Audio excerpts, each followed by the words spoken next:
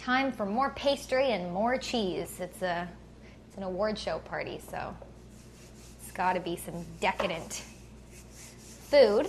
This is just puff pastry, which I defrosted overnight in the fridge, or if you're in the rush to use it, just take it out straight out of the freezer and defrost it on the counter. But if you don't want it to get quite that warm and use it that quickly, then get it to defrost in the refrigerator.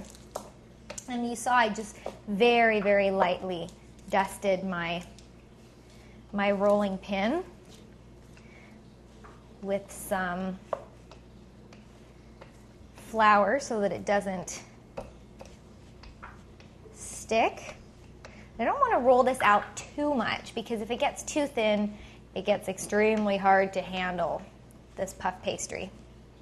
And yes, you can make your own homemade puff pastry, but it takes so much time in folding layers of butter and flour over one another that,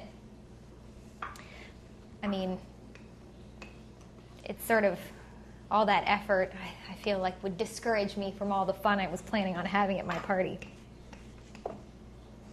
Okay, and that is rolled out evenly and not too much, so it'll still be easy to handle. Now let's work on the toppings.